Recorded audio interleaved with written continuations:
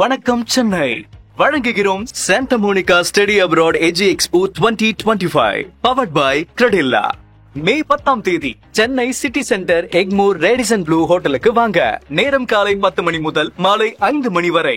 இசையமைப்பாளர் ஏ.ஆர். ரஹ்மான் உலக அளவில் மிகவும் ஃபேமஸான இசையமைப்பாளர். ஆஸ்கர் உள்ளிட்ட சர்வதேச அளவிலான விருதுகளை வென்றிருக்கும் அவர் தமிழில் பிஸியாக இசையமைத்து வருகிறார். அடுத்ததாக அவரது இசையமைப்பில் தக்லைஸ் திரைப்படம் வெளியாக இருக்கிறது. இதற்கிடையே பொன்னியின் செல்வன் படத்தின் 2ஆம் பாகத்தில் இடம்பெற்ற வீரராஜ வீர என்ற பாடல் காப்புரிமை தொடர்பாக 2 கோடி ரூபாய் அபராதம் செலுத்த டெல்லி உயர்நீதிமன்றம் ஏ.ஆர். ரஹ்மானுக்கு உத்தரவிட்டிருந்தது.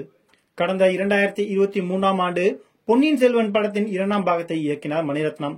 பெரிய எதிர்பார்ப்போடு படம் வெளியானாலும் சுமாரான வரவேற்பையே பெற்றது.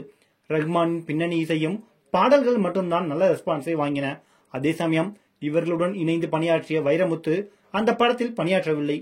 அதனால் பாடல் வரிகள் பெரிதும் ஒன்றாக இல்லை என்ற விமர்சனமும் எழத்தான் தொடங்கியது. அந்த படத்தில் இடம்பெற்ற பாடல்தான் வீரராஜ வீர. இந்த பாடலானது தனது தந்தை இசையமைத்திருந்த சிவாஸ்துதி பாடலின் காப்பி என்று ஃபயாஸ் வசிபுதீன் என்பவர் டெல்லி உயர்நீதிமன்றத்தில் வழக்கு தொடர்ந்தார். அவர் வழக்கு தொடர்ந்ததை அடுத்து ரஹ்மான் பாடலை காப்பி அடித்து விட்டாரா என்று பலரும் விவாதமாக்கினார்கள். ரஹ்மான் தரப்போ நீதிமன்றத்தில் சிவாஸ்துதி பாடலை காப்பி அடிக்கவில்லை, அந்த பாடல் தந்த உந்துதல், அதிலிருந்து வீரராஜ வீர பாடலை உருவாக்கினோம் என்று குறிப்பிடப்பட்டிருந்தது. ஆனால் அந்த வழக்கை விசாரித்து ஒரு நீதிபதி கொண்ட அமர்வு வீரராஜ வீர பாடல் சிவாஸ்துதி பாடலின் ஈர்ப்பால் உருவாக்கப்பட்டது போல் தெரியவில்லை, அதே பாடலை சிறிய மாற்றங்களுடன் உருவாக்கியது போன்றுதான் தெரிகிறது. எனவே டெல்லி உயர்நீதிமன்ற பதிவாளர் அலுவலகத்தில் அபராதமாக 2 கோடி ரூபாயை ரஹ்மானும் படத்தை தயாரித்த மெட்ராஸ் டாக்கீஸ் நிறுவனமும் செலுத்த வேண்டும் என்று அதிரடியாக உத்தரவிட்டிருந்தது. நீதிமன்றத்தின் இந்த உத்தரவு பரபரப்பை கிளப்பிய சூழலில் ஏ.ஆர். ரஹ்மான் இந்த தீர்ப்புக்கு எதிராக மேல்முறையீடுக்கு சென்றார்.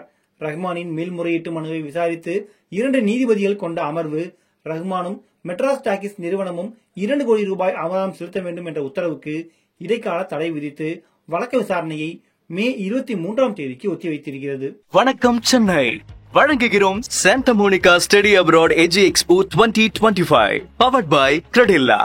மே 10ஆம் தேதி Chennai city centre Egmore Radisson Blu ஹோட்டலுக்கு வாங்க.